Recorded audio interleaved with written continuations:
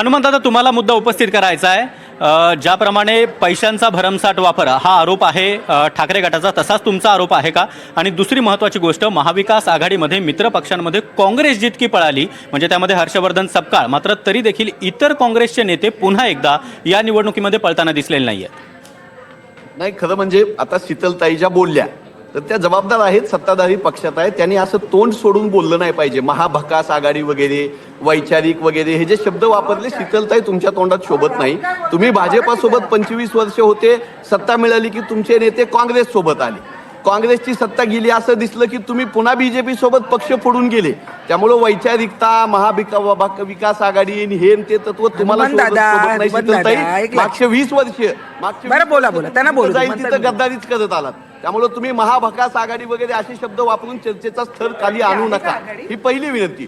दुसरी विनंती, नेते गेलेच नाहीत, फिरलेच नाहीत असं म्हणू नका। काँग्रेस पक्षाचे विश्वजितजी कदम साहेबांनी सांगली जिल्हा पूर्णतः धुंडाळून काढला। 19 जिल्हा परिषद गटामध्ये गेले। आम्ही सतेज पाटील साहेब, कोल्हापूर जिल्ह्यामधल्या 27 जिल्हा परिषद गटामध्ये सतेज पाटील साहेबांच्या सभा झाल्यात। छोटी गोष्ट नसते, एकूण अंतर आणि भौगोलिक हे बघता। लातूर जिल्ह्यामध्ये देशमुख कुटुंबातल्या तिन्ही मातब्बर नेत्यांनी एकही जिल्हा परिषद गट सोडला नाही जिथं सभा झाली नाही। 80 पेक्षा जास्त सभा हर्षवर्धन सपकाळ साहेबांनी बाय रोड गाडीमध्ये जाऊन केलेल्या आहेत।